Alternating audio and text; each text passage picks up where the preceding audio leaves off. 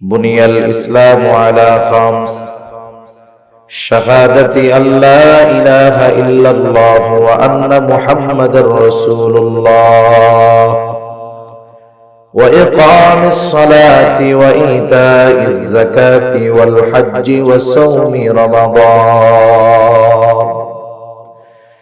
রাসূলুল্লাহ সাল্লাল্লাহু আলাইহি ওয়াসাল্লাম বলেন ইসলামের ভিত্তি কয়টি? পাঁচটি। এর মধ্যে রমজান মাসে রোজা এটা ইসলামের অন্যতম একটি ভিত্তি। হাদিসের মধ্যে আসছে নবীজি সাল্লাল্লাহু আলাইহি ওয়াসাল্লাম বলেন রমজান মাস যখন আগমন ঘটে তখন মুমিনদের অন্তরে এক ধরনের আগ্রহ স্পৃহার সৃষ্টি হয়, কারণ মুমিন এই মাসে রোজা রাখার মাধ্যমে ইবাদতের মাধ্যমে আগামী 11 মাসের পাথেও সে সংগ্রহ করে নেয়। আর মুনাফিক যখন রোজার আগমন ঘটে, রোজার মাস আসে, মুনাফিকের চিন্তা বেড়ে যায়, কারণ মুনাফিক চিন্তা করে রোজা আসলে মানুষের সামনে খাওয়া যাবে না। এই জন্য বাড়িতে রান্না বন্ধ হলেও দেখা যায় হোটেলগুলোতে, খাবারের দোকানগুলোতে পর্দা শুরু হয়ে যায়। একবারে খাঁটি পর্দা করে ওই সময় দোকানদাররা, পর্দা দিয়া খায়। মানুষ নাইলে দেখে না, সাথে আল্লাহ মনে হয় দেখে না। কি বলেন? আপনি মানুষ দেখে ফেলবে এই লজ্জায় দোকানের আড়ালে গিয়ে খান, আল্লাহর দেখাকে লজ্জা করেন না? সবচাইতে বেশি লজ্জাশীলতা তো আল্লাহর ব্যাপারে থাকার দরকার ছিল, ঠিক কিনা বলে? মনে রাখতে হবে এই সময় যেই দোকানদারেরা একটু বেশি প্রফিট লাভের আশায় দোকানে আপনি খুলে রেখে খাবারের ব্যবস্থা করে দিলেন, হয়তো কিছু ইনকাম হবে কিন্তু লস হবে আখিরাতের জন্য, ঠিক কিনা? এজন্য মুনাফিক যারা রোজা যারা রাখবে না, এরা এই মাস আসলে এদের চিন্তার আর শেষ থাকে না। মা বোনেরা তো ঘরে রান্না করবে না, আমার মা বোনেরা রোজা রাখার ব্যাপারে অ্যাডভান্স বেশি। এজন্য দেখেন না অনেক সময় হাদিসে যেই রোজা নাই সেই রোজা কয়টা রাখবে সেটা শোনার জন্য পাঠায় দেয় মসজিদের ইমামের কাছে, যে শবে মেরাজে হুজুর কয়টা রোজা রাখতে হবে, কয় রাকাত নফল পড়তে হবে। অথচ শবে মেরাজের রোজা আছে, এটা কোনো আলেম না জানলেও আমার মা বোনেরা চিন্তা করে এই সময় রোজা আছে। দেখুন ওই রোজাটাও রাখার ব্যাপারে তারা চিন্তা করে, যদিও রোজা নাই, কিন্তু এরপরে ওনারা যে রোজা রাখার ব্যাপারে আগ্রহী, এটা এর দ্বারা বোঝা যায়, ঠিক কিনা বলেন? এই জন্য মা বোন যারা আছেন শুনতেছেন, আপনারা রোজার মাসে তো রোজা রাখেন, সাথে সাথে প্রতি সপ্তাহে সোম, বৃহস্পতি, প্রতি চন্দ্র মাসের 13, 14, 15 এই তারিখগুলোতে রোজা রাখবেন। এগুলাতে রোজা রাখার ব্যাপারে সুস্পষ্ট হাদিসের মধ্যে আসছে, নবীজি রাখছেন। সাহাবায়ে কেরামকে রোজাগুলো রাখার ব্যাপারে নবীজি উদ্বুদ্ধ করেছেন। তাহলে রমজান মাস, এই মাসে রোজা, এটা ইসলামের অন্যতম একটি ভিত্তি। আমরা হলাম শ্রেষ্ঠ উম্মত। আমরা কি উম্মত বলেন? এই শ্রেষ্ঠ উম্মতের শ্রেষ্ঠত্বের কিছু কারণ আছে। আল্লাহ তাআলা এই উম্মতকে শ্রেষ্ঠ কিছু জিনিস দান করেছে যা আর কোন উম্মতকে দান করে নাই। বলবো, 1 নাম্বার আমরা পেয়েছি সাইয়্যিদুল আম্বিয়া, সব নবীদের সরদার শ্রেষ্ঠ নবী আমরা পেয়েছি। 2 নাম্বার সাইয়্যিদুল কুতুব, আমরা পেয়েছি সব কিতাবের মধ্যে শ্রেষ্ঠ কিতাব। আমরা পেয়েছি সাইয়্যিদুশ শুহুর, সব মাসের মধ্যে সেরা মাস। আমরা পেয়েছি সাইয়্যিদুল লায়াল, আমরা পেয়েছি শ্রেষ্ঠ রাত। আমরা পেয়েছি সাইয়্যিদুল আইয়াম, শ্রেষ্ঠ দিন। শ্রেষ্ঠ রাত সেটা হলো শবে কদরের রাত, আর শ্রেষ্ঠ দিন এটা হলো জুমার দিন আর 2 ঈদের দিন। তাহলে 1 নাম্বার পেয়েছি শ্রেষ্ঠ নবী, শ্রেষ্ঠ কিতাব, শ্রেষ্ঠ মাস রমজান মাস, শ্রেষ্ঠ রাত লাইলাতুল কদর, শ্রেষ্ঠ দিন জুমার দিন আর 2 ঈদের দিন। এগুলো পেয়েছি আমরা, আর আমরা হয়েছি শ্রেষ্ঠ উম্মত। সুবহানাল্লাহ। এই যে শ্রেষ্ঠ মাস আর শ্রেষ্ঠ রাত, এই দুটাই সামনে আসতেছে। আবার এই রাতটা শ্রেষ্ঠ হওয়ার কারণ এই মাসটা শ্রেষ্ঠ হওয়ার কারণ যেটা, সেটা হলো কোরআনুল কারীম। আর কোরআনের কারণে সবকিছু শ্রেষ্ঠ হয়ে গেছে। এজন্য এই রমজান মাস সামনে আসতেছে, এটা বছরের শ্রেষ্ঠ মাস। কোরআনুল কারীমের মধ্যে আল্লাহ তাআলা জানায় দেন, আসমান জমিন সৃষ্টি থেকে নিয়ে এই মাস হলো 12টা। কয়টা জোরে বলেন? আল্লাহ তাআলা বলেন, ইন্না ইদ্দাতাশ শুহুরি ইনদাল্লাহি 12 শাহরান ফি কিতাবিল্লাহি ইয়াওমা খালাকাস সামাওয়াতি ওয়াল আরদা মিনহা আরবাআতুন হুরুম। আল্লাহ রাব্বুল আলামিন জানিয়ে দেন, আসমান জমিনের সৃষ্টি থেকে মাস 12টা, এর মধ্যে 4টি মাস হলো হারাম মাস, সম্মানিত মাস। 4টি সম্মানিত মাস, একটা হলো রজব মাস যেটা গত মাসে গেছে, আর 3টা হলো ধারাবাহিকভাবে জিলকাদা, জিলহজ আর মুহররম। তাহলে দেখুন, সম্মানিত মাস সমূহের মধ্যে রমজান নাই। কেন নাই? বলে এই 4 মাস এটা অতীতের উম্মতের কাছেও ছিল সম্মানিত মাস, আমাদের কাছেও সম্মানিত মাস। এই জন্য আল্লাহ তাআলা এই মাসে বিশেষ নির্দেশনা দিয়ে বলেন, ফালা তাযলিমু ফীহিন্না আনফুসাকুম। বিশেষ করে এই 4 মাসের ব্যাপারে আল্লাহ তাআলা বলেন, এই মাসগুলোতে তোমরা নিজেদের উপরে নিজেরা জুলুম করো না, পাপ করো না। এই 4 মাস এখনো সম্মানিত। তবে আমাদেরকে আল্লাহ তাআলা স্পেশাল বড় ডাক্তার, উনি গেছেন গবেষণা করার জন্য। একটা সময় ওনাকে মুসলমানেরা জানালো এই ফেরাউনের কথা কোরআনে আছে। উনি শিক্ষিত মানুষ, বিজ্ঞ মানুষ। ওনাকে বলার পরে উনি চিন্তা করলেন, আমাকে যদি ফেরাউনের সম্পর্কে বিস্তারিত জানতে হয় তাহলে কোরআন থেকে আমাকে তথ্য নেওয়া লাগবে। আবার দেখুন, একজন ব্যক্তি শুধুমাত্র কোরআনের অনুবাদ পড়লে কোরআনের গভীরতা উপলব্ধি সে করতে পারে না। কোরআন নাজিল হয়েছে আরবি ভাষায়। কেউ যদি কোরআনের গভীরে পৌঁছাতে চায়, কোরআনের গভীরে যদি পৌঁছাতে চায়, তাহলে তাকে আরবি ভাষায় দক্ষ হতে হবে। কারণ আমি আপনি শুধুমাত্র বাংলা অনুবাদের মাধ্যমে কোরআনের গভীরতা উপলব্ধি করতে পারবো না। বরং যেই ভাষায় নাজিল হয়েছে ওই ভাষা জ্ঞান যদি আমার আপনার না থাকে, তাহলে কোরআন বাংলা অনুবাদ করা যাবে, অর্থ জানা যাবে, কিন্তু কোরআনের গভীরতায় পৌঁছানো সম্ভব হবে না। এজন্য আমাদের দেশে কিছু ভাই আছে, দেখবেন সূরা ফাতিহা শুদ্ধ করে পড়তে পারে না। মাশাআল্লাহ, উনি বড় শায়েখ। কেমনে হইছে? বলে বাংলা অনুবাদ পড়ে তো রেফারেন্স দেয়, বুখারী শরীফের এত নম্বর হাদিসে আছে, এটাতে আছে। ওনার যদি কয় ওই জায়গা থেকে এক লাইন আরবিতে দেখা কয়, ও বলবে যে একটু আমার 1 নম্বরের ছুটি দেন, আমি একটু আইতাছি। এটা বলে ভাগবো আড়াই ভাগ।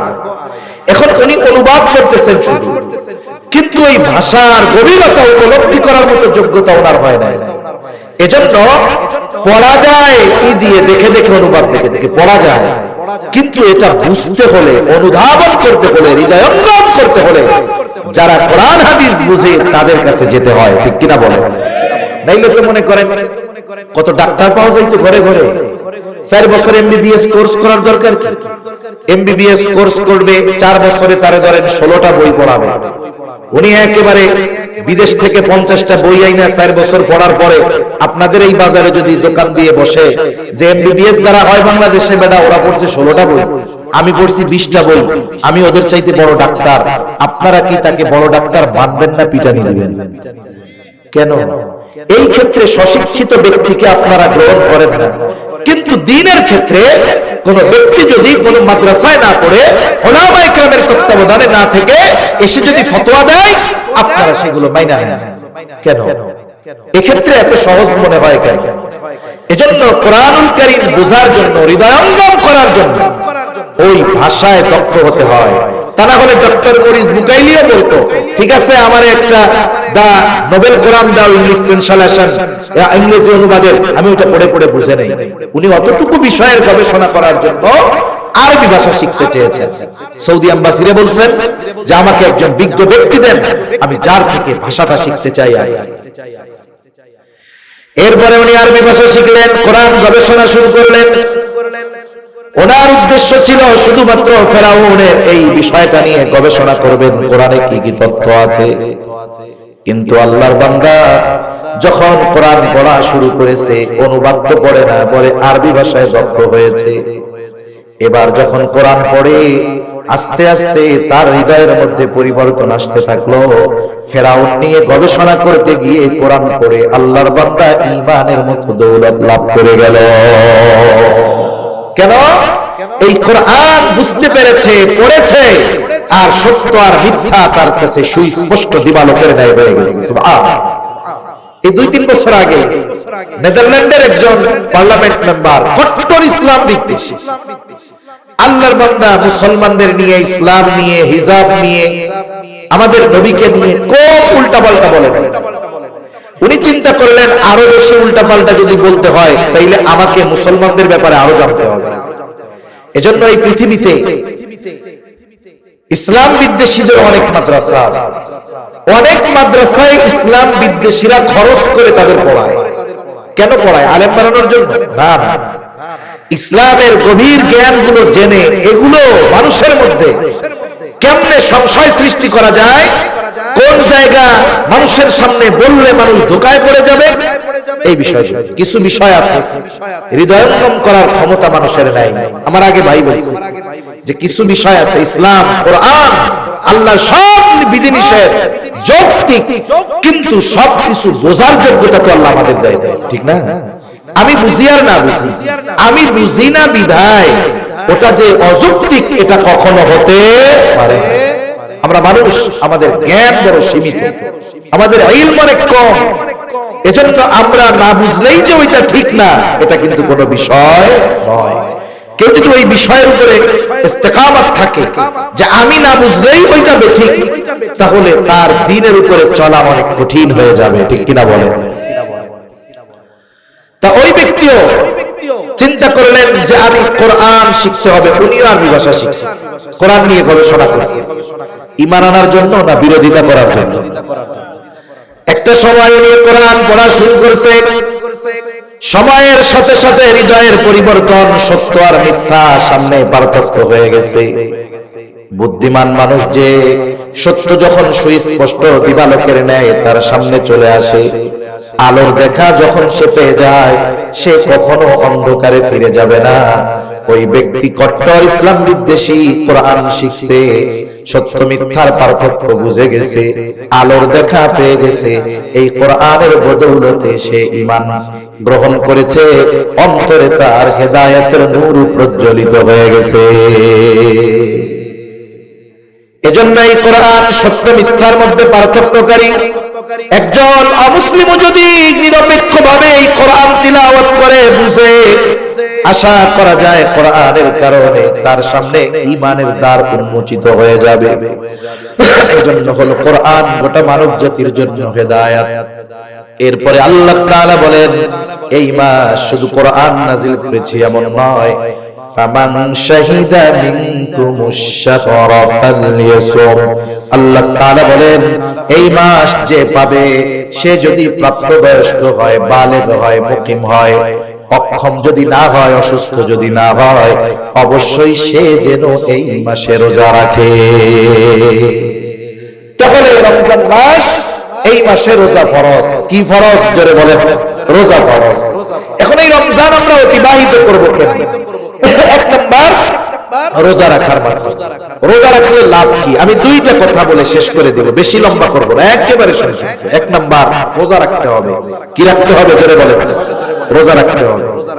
এখন যদি কেউ মনে করে যে আমি সকাল সুবহে সাদিক থেকে নিয়ে একেবারে সূর্যাস্ত পর্যন্ত না খেয়ে থাকলাম, আমি বড় রোজাদার, এটা হলেই হবে না। রাসূলুল্লাহ সাল্লাল্লাহু আলাইহি ওয়াসাল্লাম বলেন, কিছু মানুষের রোজা হলো না খেয়ে থাকার নামান্তর। তার মানে সে শুধু না খেয়েই থাকে, কিন্তু অন্যান্য কোনো পরিবর্তন তার মধ্যে পাওয়া যায় না। আগেও গুনাহ করতো, চোখের গুনাহ, জবানের গুনাহ, হাতের গুনাহ, পায়ের গুনাহ, এখনো সব চলে। এখনো গুনাহ সব চলে, গানও চলে, নাটকও চলে, সিনেমাও চলে, শুধু না খাইয়া থাকে। তাহলে তার রোজা এটা হবে 33 পেয়ে পাস করার মতো। তার মানে শুধুমাত্র ফরজটা আদায় হবে। বলেন তো, কেউ যদি সব সাবজেক্টে 33 পাইয়া পাস করে, ও কোন ইউনিভার্সিটিতে ভর্তি পরীক্ষা দিতে পারবে নাকি? ফর্ম তো তুলতে পারবে না। ও যখন দিবে যে আমি 33 পাইয়া পাস, বাদ এটি জিজ্ঞাসা চলে। এজন্য 33 যে পায় সেও পাস, যে 90 পায় 95 পায় গোল্ডেন এ প্লাস পায় সেও পাস। ঠিক কিনা বলেন? যদি দুই বন্ধু একসাথে যায়, যদি জিজ্ঞাসা করে তোমরা কি পরীক্ষার ফলাফল কি পাস করছো, ওরে জিজ্ঞাসা করে তুমি কি পাইছো, আমি এ প্লাস পাইছি, আমি পাইছি 195। আর একজনকে বলবে তুমি তো পাস করছো, তুমি কি পাইছো, বলবে আমি 133 পাইছি। ওরে টিটকারি করে বলবে তুমি আর এক কম পাইলা না কেন, এমন পাস করার চাইতে ফেল করা ভালো ছিল। ঠিক কিনা বলেন? আর ওই 33 যে পাইছে ও মাথা উঁচা করে বলবে না মাথা 33 পাইছে, লজ্জায় বলবে। আর যে 95 পাইছে বুক ফুলায় বলবে 195 পেয়ে পাস করছে। তার মানে কি বোঝা গেল? কেউ যদি রোজা রেখে গুনাহ করে, তার রোজাটা কেমন হয়? 33 পেয়ে পাস করার মতো। এজন্য ওই পাস কইরা কোন চাকরিতেও অ্যাপ্লাই করা যায় না, মানুষের সামনেও একটু হাসি মুখে বলা যায় না যে পাস করছে। রোজা রেখে যদি কেউ গুনাহ করে, তার রোজা ওটা শুধু ফরজ আদায় হয়, কিন্তু রোজার প্রতিদান আল্লাহর নবী জানিয়ে দিয়েছেন শত শত, সব প্রতিদান থেকে সে বঞ্চিত হয়। এজন্য আমাদের রোজা হতে হবে গুনাহমুক্ত রোজা। রোজা রেখে জবানের গুনাহ, হাতের গুনাহ, চোখের গুনাহ, পায়ের গুনাহ, সব ধরনের গুনাহ থেকে বাঁচতে হবে। কোন ইনশাআল্লাহ একবারে সব ধরনের গুনাহ থেকে যদি বাঁচা যায়, বলে ওই রোজা কেমন রোজা হবে? বলে ওই রোজার প্রতিদান স্বয়ং যিনি হয়ে যাবেন তিনি কে? রাসূলুল্লাহ সাল্লাল্লাহু আলাইহি ওয়াসাল্লাম বলেন, আল্লাহ তাআলা বলেন কুল্লু আমাল ইবনে আদম লাহু ইল্লা সিয়াম, বনি আদমের প্রত্যেকটি আমল তার জন্য, রোজা ব্যতীত। কেন? আস-সাওমু লি ওয়া আনা আজজি বিহি। নবীজি বলেন, আল্লাহ তাআলা বলেছেন রোজা বান্দা আমার জন্য রাখে, আর এই রোজার প্রতিদান স্বয়ং আমি আল্লাহ নিজে দিব। রোজার প্রতিদান আল্লাহ তাআলা দিবে। রোজাদার আল্লাহ তাআলার কাছে কত প্রিয়, কত ভালোবাসার। রোজাদারকে আল্লাহ তাআলা কত ভালোবাসেন। নবীজি সাল্লাল্লাহু আলাইহি ওয়াসাল্লাম জানিয়ে দেন, লাখুলুফু ফামিস সাইমি আতয়াবু ইনদাল্লাহি তাআলা মির রিহিল মিস্ক। রোজাদার রোজা রাখার কারণে তার গালের মধ্যে যে গন্ধ হয়, স্বাভাবিকভাবে একটা ঘর, ওই ঘরে যদি মানুষ বসবাস না করে, আপনি যতই পরিষ্কার পরিচ্ছন্ন করে রেখে যান না কেন, ঘরটা যদি 2-4-10 দিন বন্ধ থাকে, এরপরে যদি মানুষজন ঢুকে, ওই ঘরের মধ্যে একটা গন্ধ পাওয়া যায় কি যায় না? ঘরটা পরিষ্কার, কিন্তু মানুষ না থাকার কারণে স্বাভাবিক একটা গন্ধ হয়, আলো বাতাস না যাওয়ার কারণে। অনুরূপভাবে দীর্ঘক্ষণ যখন আমরা পানাহার থেকে বিরত থাকি, খাবার থেকে বিরত থাকি, পাকস্থলী খালি হয়ে যায়, শুকনা হয়ে যায়। বলে ওই পাকস্থলী থেকে একটা গন্ধ মানুষের মুখ দিয়ে আসে। আল্লাহর নবী বলেন, এই যে মুখের গন্ধ রোজাদারের, এটা আল্লাহ তাআলার নিকটে মিশক আম্বরের চাইতেও বেশি প্রিয়। এখন যদি ওই রোজা রাখা কেউ গীবত করে, অপরের দোষ চর্চা করে, গীবত করা মানে কি? মৃত ভাইয়ের গোশত খাওয়ার। একজনের দোষ তার অনুপস্থিতিতে শুধুমাত্র মজা নেওয়ার জন্য আলোচনা করা, এটা গীবত। আর রোজার মাসে এই কাজটা অনেক মানুষ করে, কাজ নাই, কি করবে? আমার মা বোনরা অনেক সময় করে ফেলে, রান্না বান্না নাই, এইবার 3 চাচি এক জায়গায় হইয়া ধুমসে কোরআন শরীফ তিলাওয়াত বাদ দিয়ে গীবত তিলাওয়াত শুরু করে দেয়। আছে না নাই কোন? অথচ গীবত কত জঘন্য এক পাপ। আল্লাহ তাআলা বলেন, ওয়ালা ইয়াগতাব বা'দুকুম বা'দা আইয়ুহিব্বু আহাদুকুম আন ইয়াকুলা লাহমা আখিহি মাইতান ফাকারিহতুমুহ। আল্লাহ তাআলা বলেন, তোমরা পরস্পর পরস্পরের গীবত করো না। তোমরা কি তোমাদের মৃত ভাইয়ের গোশত খাওয়াকে পছন্দ করো? না না, ফাকারিহতুমুহ, তোমরা এটাকে অপছন্দ করো। অথচ গীবত করার মাধ্যমে কেমন যেন মৃত ভাইয়ের গোশত খাওয়া হয়। ওই মুখ দিয়ে যেই গন্ধ বের হবে ওটা তো মৃত ভাইয়ের গোশত খাওয়ার পচা গন্ধ, ওটা আল্লাহর কাছে প্রিয় হবে না। এজন্য রোজা শুধু না খেয়ে থাকলে হবে না, জবানের রোজা আছে, হাতের রোজা আছে, পায়ের রোজা আছে, চোখের রোজা আছে, কলবের রোজা আছে না নাই? এজন্য আল্লাহর নবী জানায় দেন রোজাদারের এই মুখের দুর্গন্ধ আল্লাহ তাআলার কাছে অনেক প্রিয়। এখন যদি গুনাহ করা হয় তাহলে ওই গন্ধটা তো আল্লাহর কাছে আর প্রিয় হবে না। রাসূলুল্লাহ সাল্লাল্লাহু আলাইহি ওয়াসাল্লাম আরো জানায় দেন রোজাদার গ্রীষ্মকালে আল্লাহর জন্য রোজা রাখে, এই যে তৃষ্ণায় কষ্ট করে, যারা আল্লাহর জন্য তৃষ্ণার্ত থাকে মানে রোজা রাখে, এত কষ্ট এরপরেও পানি পান করে না, রোজা ভাঙে না, মানুষজন দেখবে না, এরপরেও গোপনে সে তার রোজা ভাঙে না। দেখুন একজন বেনামাজি সেও যদি রোজা রাখে ওটাও আল্লাহর জন্যই রাখে। এই যে রোজা রাখে নামাজ না পড়লেও লুকায় লুকায় খিদা লাগলে কিছু কিন্তু খায় না, কার ভয়? নবীজি সাল্লাল্লাহু আলাইহি ওয়াসাল্লাম বলেন এই রোজাটা যদি গুনাহমুক্ত হয়ে যায় তাহলে ওই যে তৃষ্ণায় কষ্ট করেছে দুনিয়ায় আল্লাহর জন্য, কিয়ামতের দিন ওই কঠিন মুসিবতের সময় যখন সূর্যটা একেবারে কাছে, জমিনটা তামার মতো হয়ে যাবে, মানুষেরা ঘামে হাবুডুবু খেতে থাকবে, তৃষ্ণায় বুকের ছাতি ছাতি ফেটে যাওয়ার উপক্রম হবে, ওই কঠিন তৃষ্ণার দিনে দুনিয়ায় যারা আল্লাহর জন্য তৃষ্ণার্ত থেকেছে তাদের পানি পান করাবে কে? রাসূল আকরাম সাল্লাল্লাহু আলাইহি ওয়াসাল্লাম জানায় দেন রোজাদারের জন্য স্পেশালিটি কি? রাসূলুল্লাহ বলেন সাল্লাল্লাহু আলাইহি ওয়াসাল্লাম বলেন ইন্না ফিল জান্নাতি বাবান ইউকালু লাহু রায়্যান, জান্নাতের মধ্যে একটি দরজা আছে যেটার নাম হলো রায়্যান। অনেক সময় একই সেমিনার হলের মধ্যে, একই হলের মধ্যে গেস্ট কয়েক ধরনের থাকে, একটা থাকে জেনারেল গেস্ট, তাদের জন্য গেট আলাদা, আর একটা থাকে ভিআইপি গেস্ট, তাদের জন্য গেট আলাদা, আর একটা থাকে ভিভিআইপি গেস্ট, তার জন্য গেটও আলাদা, তার জন্য বসার জায়গা আলাদা, তার জন্য লাল গালিচা বিছায়া দেওয়া থাকে। ওই জেনারেল গেস্ট যদি ভিভিআইপি গেস্ট দিয়া ঢুকতে চায় ঢুকতে দেওয়া হবে নাকি?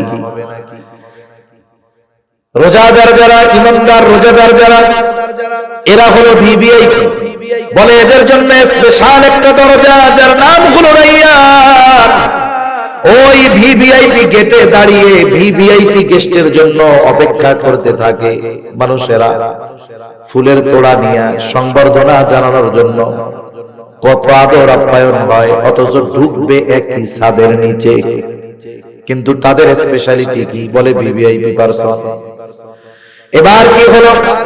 রোজাদারের জন্য এই দরজা থাকবে রায়্যান, স্পেশাল দরজা শুধুমাত্র রোজাদারদের জন্য। রোজাদার ব্যতীত ওই দরজা দিয়ে আর কেউ ঢুকতে পারবে না।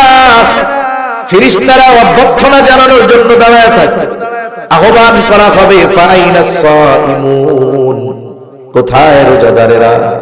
এইবার রোজাদারেরা আসবে, ওই দরজা দিয়ে ঢুকবে, আর তারা যখন ঢোকা শেষ দরজা বন্ধ করে দেওয়া হবে। নবীজি জানায়া দেন রোজাদার ব্যতীত একটা ব্যক্তিও ওই দরজা দিয়ে ঢুকতে পারবে না। এটা তাদের স্পেশাল সম্মান। শুধু তাই না, নবীজি বলেন as-সাওমু জান্নাতুন, রোজা হইল ঢাল, আগুন থেকে বাঁচার জন্য, জাহান্নামের আগুন থেকে বাঁচার ঢাল। এই যে এত ফজিলত রোজা, এটা পাবে কে? যার রোজা হবে গুনাহমুক্ত, ঠিক কিনা বলেন? এজন্য এক নাম্বার কাজ, আমরা আমাদের রোজাগুলোকে যথাযথভাবে রাখবো। সারাদিন না খাইয়া কষ্ট করে রাখলাম রোজা, এখন যদি ওই 33 পাইয়া পাস করার মতো হয় তাহলে এটা কেমন হবে? আমাদের থাকবে রোজার প্রতিদানের ক্ষেত্রে আমরা যেন গোল্ডেন এ প্লাস পাই, এভাবে রোজা রাখবো তো ইনশাআল্লাহ। আল্লাহ তৌফিক দান করেন। এই রমজান মাস এর আরেকটি বৈশিষ্ট্য হলো এই মাসে আল্লাহ নাজিল করেছেন কোরআন। আমার আপনার রমজান যেন কোরআনময় রমজান হয়। কোরআন তিলাওয়াতের মাধ্যমে আমি এই রমজান মাস অতিবাহিত করার সর্বোচ্চ চেষ্টা করব। এজন্য মসজিদগুলোতে হয় খতম তারাবি, হয় কি হয় না? আমাদের সবার চিন্তা হলো এরকম, তারাবি মানে হলো তাড়াতাড়ি। এই মসজিদের হাফেজ যদি 40 মিনিট লাগে, অন্য মসজিদের যদি 35 মিনিট লাগে, মুসল্লি আইয়া হাফেজরে গুতায়, কমিটিতে কি হুজুর আছে সেফকাত নাই, ধীরে ধীরে পড়ে, ওটা 35 মিনিটে শেষ, আমাকে 30 মিনিটে শেষ হইলে ভালো হতো। যদি এরকম যন্ত্রণাই মনে হয়, কষ্টই মনে হয় কোরআন শোনা, তাহলে আবার আস্তে সূরা তারাবি পড়েন, তাও ভালো। কারণ কোরআন তিলাওয়াত করলে শুধু কোরআন তিলাওয়াতের বিনিময়ে সওয়াব পাওয়া যায় না, কিছু কিছু তিলাওয়াতকারীর উপরে কোরআন লানত বর্ষণ করে। এজন্য কোরআন সুন্দরভাবে তিলাওয়াত করতে হবে। আচ্ছা বলেন তো, রুকু সেজদা এগুলাই তো আর শর্ট করার মতো সুযোগ নাই, আছে? কমপক্ষে 3 বার তো তাসবিহ পড়া লাগবে নাকি? এখন তিলাওয়াত যদি ইমাম সাহেব সহি শুদ্ধভাবে পড়েন, 20 পৃষ্ঠা পড়তে তার সর্বোচ্চ আধা ঘন্টা লাগবে। কতক্ষণ লাগবে? ওই যে আরো স্পিডে পড়ে, তাইলে মনে করেন 20 মিনিটেই পড়বে, কিন্তু 20 মিনিট মানে প্রতি মিনিটে এক এক পৃষ্ঠা যদি পড়ে, তাহলে পড়ার গতি হবে তো সে রকেটের, হক আদায় হবে না, কোরআন শুদ্ধ হবে না। শুদ্ধ যদি না হয় নামাজ হবে না, ঠিক কিনা বলে? আবার কোরআনের লানত, আপনি আমি যদি 10টা মিনিট সময় একটু স্যাক্রিফাইস করি, 15টা মিনিট যদি একটু স্যাক্রিফাইস করি, একটানা 15 মিনিট না তো 20 রাকাতে 15 মিনিট সময়, প্রতি রাকাতে 1 মিনিট করেও যদি অন্য মসজিদের চাইতে সময় বেশি লাগে, 20 রাকাতে 20 মিনিট, এতটুকু সময় যদি আমরা একটু কষ্ট করি, হাফেজ সাহেবরা কোরআন সহি শুদ্ধভাবে পড়তে পারবেন। মুসল্লিরা, আরে ভাই আপনি কোরআন শুনবেন, আপনার তো কমপক্ষে অর্থ না বুঝলেও কি পড়তেছে এটা তো বোঝার দরকার, ঠিক কিনা? এজন্য আপনারা মুসল্লিরা মসজিদে গিয়ে বলবেন হাফেজ সাহেবদের কোনো তাড়াহুড়ো নেই, আপনি কোরআন ধীর স্থিরতার সাথে পড়েন। আপনি যতটুকু না হলেই নয়, আপনি সহি শুদ্ধ করে সুস্পষ্টভাবে যতটুকু তাড়াতাড়ি পারবেন, ওর চাইতে অতি গতিতে আপনি পড়তে যাবেন। আপনি আমি 20টা মিনিট সময় যদি কোরআন নাজিলের মাসে কোরআনের জন্য না দিতে পারি, এটা আমাদের জন্য কষ্টের, লজ্জার, দুর্ভাগ্য, ঠিক কিনা বলেন? আর যদি আপনার মনে হয় কষ্ট আপনার দরকার, আপনি গিয়ে সূরা তারাবি পড়েন, আপনার জন্য তাও ধীরে ধীরে সূরা তারাবি পড়েন। তাহলে 1 নাম্বার তারাবিতে পড়বো, তারাবির নামাজে তিলাওয়াত হবে ধীর স্থিরতার সাথে, তার মানে কোরআনের হক আদায় করে যতটুকু তাড়াতাড়ি পড়া যায়, এর চাইতে বেশি তাড়াতাড়ি পড়বো না, যাতে কোরআন অশুদ্ধ হয়ে যায়। আমি কারির মতো তিলাওয়াত টান দিয়েও পড়তে বলবো, ওইভাবে পড়তে গেলে এক পারা কমপক্ষে আধা ঘন্টা লাগে। কমপক্ষে কতক্ষণ লাগে? আধা ঘন্টা। এর বেশি দ্রুত যদি কেউ পড়তে চায়, সহি শুদ্ধ হওয়া সম্ভব। 4 আলিফ টানতেই হবে, 3 আলিফ 1 আলিফ টানার সুযোগ আছে, কিন্তু 4 আলিফ টান যেখানে, সেখানে 4 আলিফ টানতে হবে। আপনি যদি হাফেজ সাহেবদের তাড়াহুড়ো করতে বলেন, তাহলে তো সে 4 আলিফ 1 আলিফ টেনে যাবে। এই কাজগুলো যেন না হয়। সাথে সাথে আমরাও কোরআন তিলাওয়াত করব রোজার মাস। আমাদের রোজা হবে প্ল্যানিং, কোরআনের সাথে যেন সমন্বয় থাকে সব সময়। আমাদের অবস্থা হলো কি, খরগোশ আর কচ্ছপের দৌড়ের মতো। গল্প করছেন না আপনারা? খরগোশের যে গতি, এর সাথে কি কচ্ছপের তুলনা চলে? এখন দুইজনে দৌড় শুরু করছে, গতি কম বেশি না, উদ্দেশ্য হলো আমাদের মঞ্জিলে মাকসুদে পৌঁছাতে হবে। খরগোশ চিন্তা করছে, দেখ দৌড়, কচ্ছপ আমি 5 মিনিটে যা দৌড়াবো 5 ঘন্টায় পারবে না। এবার উনি 5 মিনিট দৌড়াইয়া কিছু দূর গিয়ে ঘুমায় পড়ছে, যে বাকি দুইটা পারি দিই। কিন্তু কচ্ছপ গতি থামাই নাই, সে ধীর স্থিরতার সাথে চলতেছে। ওপাশ দিয়ে খরগোশ নাক ডাইকা ঘুমাইতেছে। শেষে কি হলো, কচ্ছপ তার গন্তব্যে পৌঁছায় গেছে। ও ঘুম থেকে ওইটা দেখে, আরে আল্লাহ আমি তো ফেল। ঠিক না? এটা গল্প, শিক্ষা কি? এই কোরআন নাজিলের মাসে কিছু আল্লাহর বান্দা আছে, ঘুমছে একদিনে 5 পারা পড়ে, এরপরে ওই যে কচ্ছপের মতো ঘুম দেয়। আর ঘুম ভাঙছে গিয়া রোজার আগের দিন, উনি 10 পারাই পার হতে পারে নাই। আছে না নাই? আমি আপনি সিস্টেম করি কি, রোজার মাসে দেখেন স্বাভাবিক সময়ে যারা জামাতে অংশগ্রহণ কম করে, এরাও চেষ্টা করে রোজার মাসে 5 ওয়াক্ত জামাতে পড়ার জন্য। প্রতি রাকাত প্রতি ওয়াক্ত নামাজে 4 পৃষ্ঠা। কয় পৃষ্ঠা? 4 পৃষ্ঠা। নামাজ কয় ওয়াক্ত? 4 পাঁচা 20। হাফেজি কোরআনে 20 পৃষ্ঠায় 1 পারা। আপনি ফজরের নামাজে গেলেন, স্বাভাবিক আজান হলো, গেছেন, সুন্নাত পড়া শেষ, 5-7 মিনিট এখনো বাকি নামাজের। স্বাভাবিকভাবে যারা কোরআন সহি শুদ্ধ পড়তে পারে এরা 10 মিনিটে মোটামুটি 2 পৃষ্ঠা পড়ে ফেলতে পারে শুদ্ধভাবে। 2 পৃষ্ঠা পড়া হলো। ফজরের নামাজ সালাম ফেরানোর পর দোয়া দুরূদ পড়ে ইমাম সব দোয়া করছে, আপনিও বাসায় যাবেন, আপনি 2টা পৃষ্ঠা পড়া এর পরে বাসায় যান, 4 পৃষ্ঠা হয়ে গেল। যোহরের সময় তো এসে সুন্নাত পড়েন, সুন্নাত পড়ে বসে আছি, 2 পৃষ্ঠা পড়েন। যোহর শেষ, হয়তো আপনি 2 পৃষ্ঠা পড়ে সুন্নাত পড়েন, নাইলে সুন্নাত পড়ে 2 পৃষ্ঠা পড়েন। এভাবে প্রত্যেক নামাজে যদি 4 পৃষ্ঠা করে পড়া হয়, দৈনিক 1 পারা, 30 দিনে 30 পারা। এর মধ্যে আবার বোনাস টাইম আছে কিছু, শবে কদরের রাত। শবে কদর হাদিসের মধ্যে আসছে শেষ দশকের বেজোড় রাত্রিগুলোতে তোমরা তালাশ করো, কিন্তু যা থাকে থাক, আমরা 27 তারিখ বানাই নিয়েছি, যা হবে হবে। অন্য দেশে যা হয় হোক, আমরা আমাদের জন্য 27 তারিখ বানাই নিয়েছি। ওই 27 তারিখটা তো আমরা রাত্র জাগি, ওই দিনটাতে 27 দিনের হিসাব যদি আমি করতে চাই, ওই দিনটাতে আমি একটু বেশি তিলাওয়াত করলাম। অথবা আপনার যদি আরেকটু সুযোগ থাকে, আপনি এক কাজ করেন, প্রতি ওয়াক্তে প্রথম 6 দিন 1.5 পারা করে পড়েন এক একদিন। প্রতি ওয়াক্তে 6 পৃষ্ঠা। কয় পৃষ্ঠা? কথা বলে না, কয় পৃষ্ঠা? তাইলে 5 ওয়াক্তে কত হয়? 30 পৃষ্ঠা। হাফেজ সাহেব 27 দিনে খতম দিবেন, আপনিও 27 দিনে খতম দিবেন।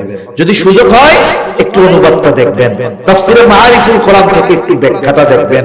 এই 1.5 পারার মধ্যে যদি একটু নজর দিতে পারেন, সংক্ষিপ্ত তাফসীর তাওজীহুল কোরআন আছে, লম্বা ব্যাখ্যা নাই, এটাতে আপনাদের বিরক্তি আসবে না।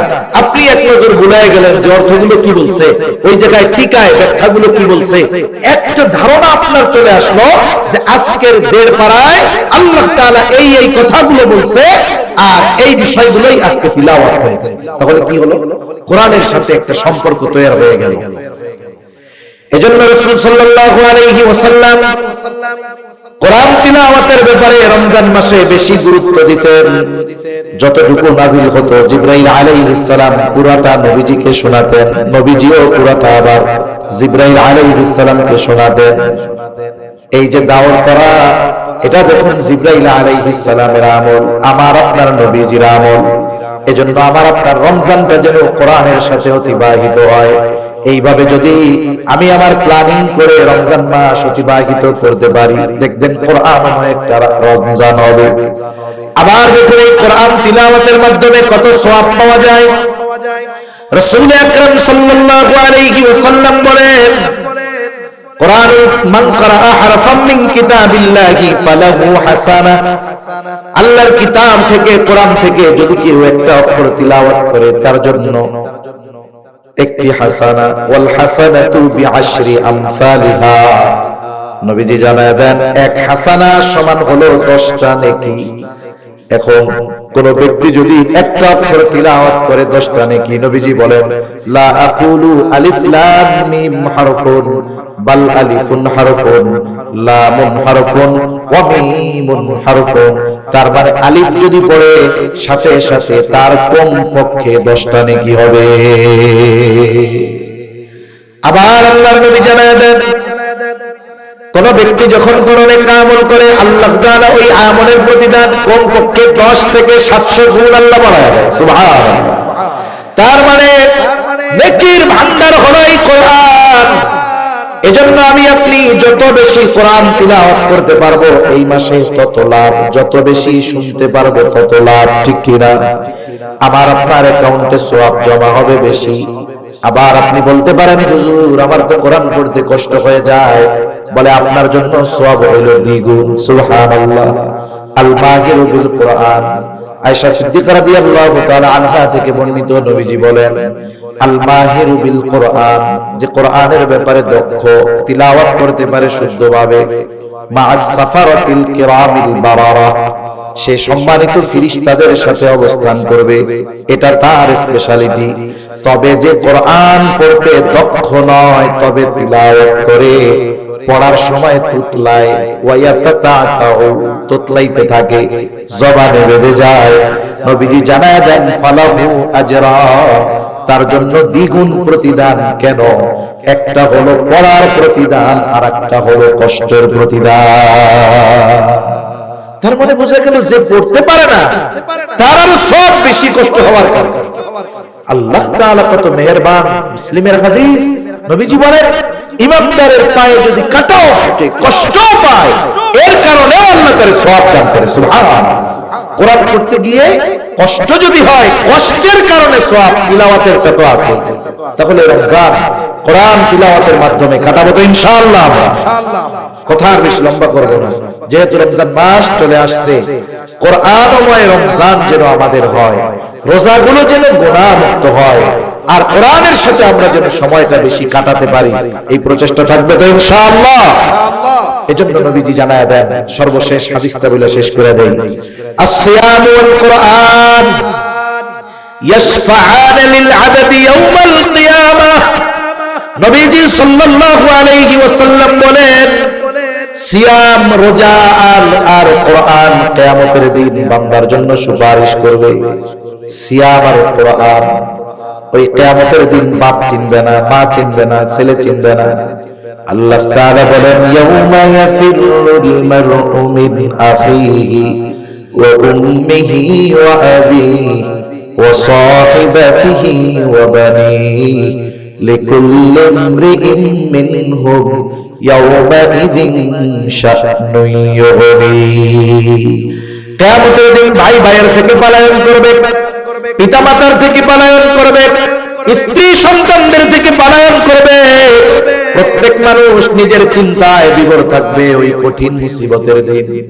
কোরআন আর সিয়াম বান্দার জন্য সুপারিশ করবে। রোজা আল্লাহর কাছে বলবে আয় রব ইন্নী মানাতুহু তুআমা ওয়াশ শাহাওয়াত ফাশাফি'নি ফীহি। আমি আপনার এই বান্দারে খাবার থেকে, স্ত্রীর কাছে গমন থেকে বিরত রেখেছি। ইন্নী মানাতুহু তুআমা ওয়াশ শাহাওয়াতি বিন-নাহার ফাশাফি'নি ফীহি। দিনের বেলায় আমি তারে খাইতে দেই নাই, তার স্ত্রীর কাছে যাইতে দেই নাই। আপনি তার ব্যাপারে আমার সুপারিশ কবুল করেন। কে বলবে? জোরে বলেন না কে? এরপরে কোরআন বলবে আয় রব ইন্নী মানাতুহুন নাওমা বিল-লাইল। আমি তারে রাতের বেলা ঘুমাইতে দেই। রাতে সে কোরআন তিলাওয়াত করেছে, কোরআন তিলাওয়াত করেছে, রাত জেগেছে, কোরআন তিলাওয়াত করেছে, আমারে পড়তে গিয়া সে ঘুমাইতে পারে নাই। তার মানে সে বলবে আমি তারে ঘুমাইতে দেই নাই। কেন? বলে কোরআনের মজা মোহাব্বত যার অন্তরে আছে সেই তো কোরআন তিলাওয়াতে রাত কাটায় দেয়।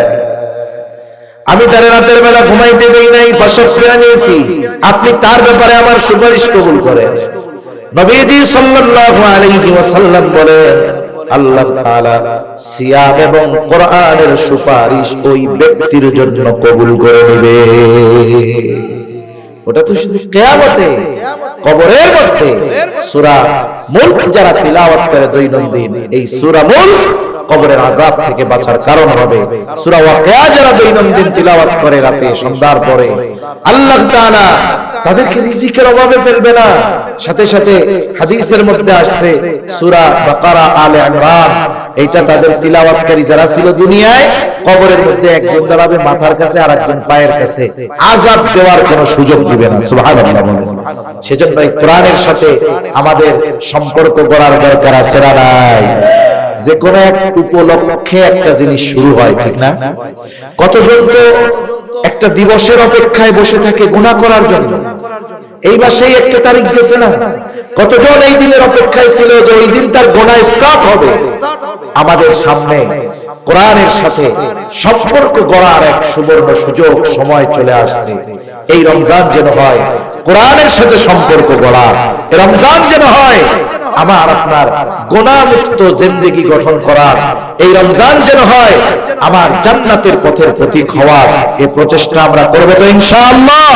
কারা কারা করব? নারায়ে তাকবীর, নারায়ে তাকবীর। মাশাআল্লাহ। হাত নামাই। শুনুন, মেহরবানি করে, শুধু চট্টগ্রাম থেকে মেহমান এসেছে, বড় বুজুর্গ মানুষ, বড় মুহাক্কিক, একজন মুহাদ্দিস। একজন মুহাদ্দিসের সম্মান মর্যাদা কত বেশি। আলেম আছে, একটা হলো সুহবত ওয়ালা আলেমের অভাব। বাংলাদেশ নয় গোটা পৃথিবীর মধ্যে অন্যতম বুজুর্গ নানুপুরি হযরতের সোহবতে ওনাদের সময়গুলো কাটে। এজন্য হযরত অনেক দীর্ঘ আলোচনা করবে না, মেহমান আসলে তার কদর করার দরকার আছে না নাই? এজন্য যারা গেছেন মেহরবানি করে আর কেউ উঠবেন না, হযরত অল্প সময় কথা বলে দোয়া করবে, এরপরে আমরা হযরতের সাথে দোয়া করে ফিরবো ইনশাআল্লাহ। কারা কারা থাকবো হাত উঁচা করেন, নারায়ে তাকবীর। আল্লাহ হাতগুলো কবুল করে নেন, আল্লাহ হাতগুলোর সাথে আমাদেরও কবুল করে নেন। ওয়া আখিরু দাওয়ানা আলহামদুলিল্লাহি রাব্বিল আলামিন। আসসালামু আলাইকুম ওয়া রাহমাতুল্লাহি ওয়া বারাকাতুহু।